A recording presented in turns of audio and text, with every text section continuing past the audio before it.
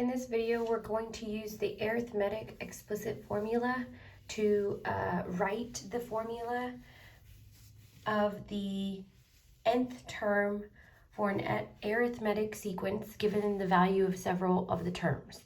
So right here is your explicit formula. A sub n equals a1 plus d parentheses n minus 1, where n is the term position and d is a common difference. So in the previous video and notes, you looked at identifying the common difference within a sequence. And so when you find that common difference, you just find what is that value that your terms are changing by. So here on these two examples, we're going to use a formula to write the formula based on the sequence, and then after I'm going to go ahead and show you another way you can write your formula if this is not something that you're comfortable with or you're a little confused with. So n is going to be the term position. So here our first term is 2, so that's n is 1. Then it's 5, 8, 11, and then our terms follow. 5 is the term 2, it's a position 2. 8 is position 3, 11 is position 4. So if I'm going to use a formula, I'm going to plug in the values that I know. In order to use this formula, I need to know what a sub 1 is. A sub 1 is the first term. So a sub 1 is my first term too. We're going to need to know d, the common difference here. Well, if I go from 2 to 5, I'm adding 3. 5 to 8, I'm adding 3. 8 to 11, I'm adding 3. So d is 3. My common difference is 3 here. So if I'm going to use the formula to plug it in, I'm going to always start my formula off with a sub n equals. A sub 1 is the first term. A sub 1 is 2. So I'm going to plug in a 2 for a sub 1. Plus d is 3. Parentheses, n minus 1 will stay. Once I plug in the values that I know, I always need a sub 1 and I need the common difference d to plug it in. I'm going to simplify. So here on the right, I'm going to take 3 times n and 3 times negative 1. So I'm going to start it off with a sub n equals 2 plus 3 times n is 3n. 3 times negative 1 is a negative 3. Now all I have to do is simplify from here. So a sub n equals, I can see that these two terms are like terms. I'm going to bring down 3n first, and then I'm going to say 2 minus 3 is a negative 1. So this is a formula for this sequence. This is a formula for number 1, example number 1. So this means that if I plug in 1 for n, 3 times 1 is 3 minus 1 is 2 to find the first term. If I want to find the second term, I'm going to plug in a 2 for n. 3 times 2 is 6 minus 1 is 5. If I want to find the third term, I plug in 3 for n. 3 times 3 is 9 minus 1 is 8. If I want to find the fourth term, 3 times 4 is 12 minus 1 is 11. So this means that I can find any term in my sequence using this formula. So in example number 2, I'm going to do the same thing.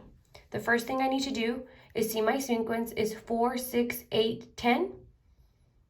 So my first term is 4, second term is 6, third term is 8, fourth term is 10. So I need to identify my first term. A sub 1 is 4. And I need to find the common difference.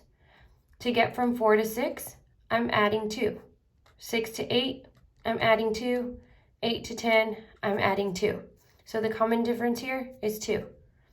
So if I'm going to use my formula, I'm going to start it off with a sub n equals. I need to substitute a sub 1, which is 4, plus d, which is 2, parentheses n minus 1. From here, I just need to simplify. So a sub n equals, I'm going to bring down my 4, and I need to multiply 2 with n, and 2 with negative 1.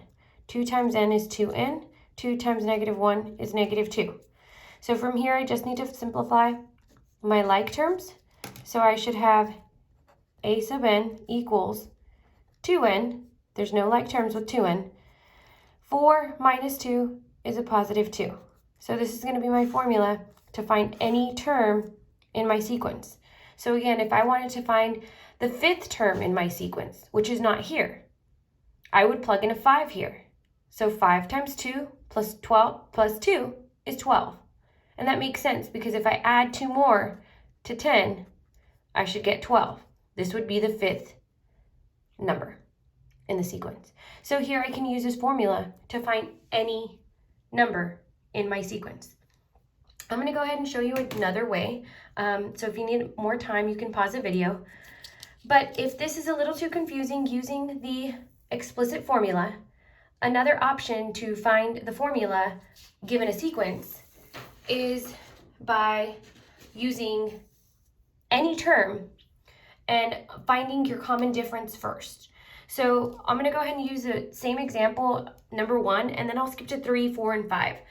So we already saw this example. We know from 2 to 5, it's plus 3, 5 to 8, plus 3, 8 to 11, it's plus 3. So I know that my formula will always begin with a sub n equals. Well, since my common difference is 3, I know I'm going to take 3 and multiply it with n.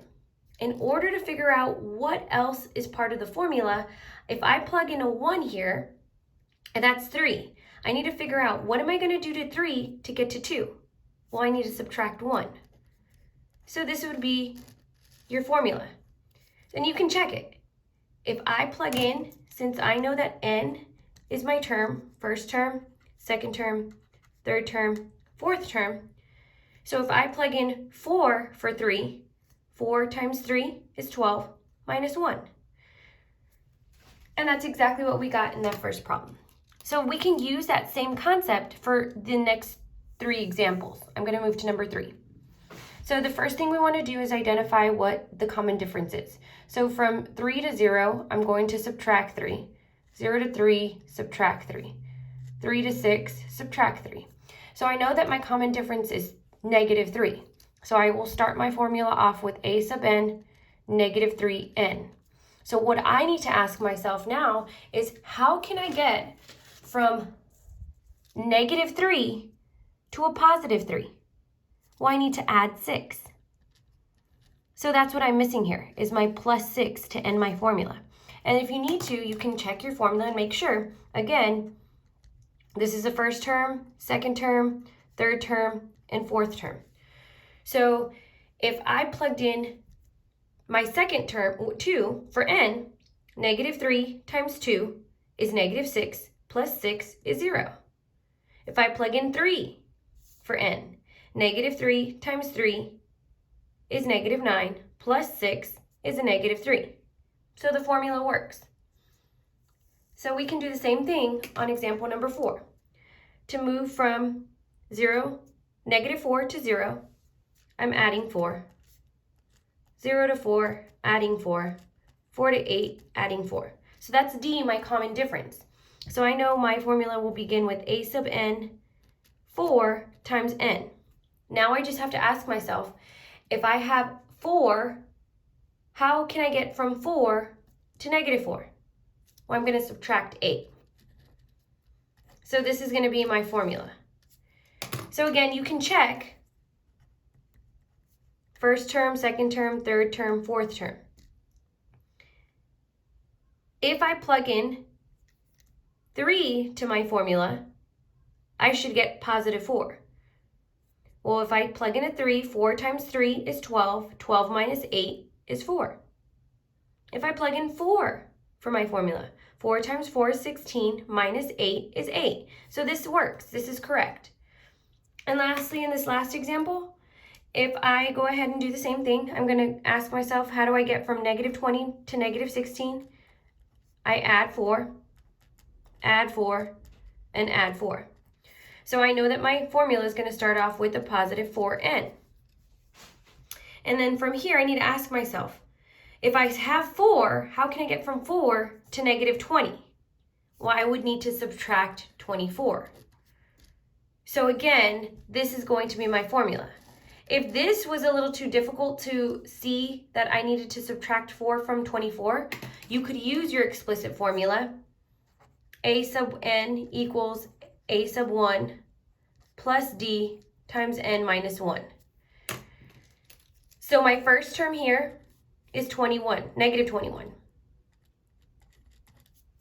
My common difference is positive 4.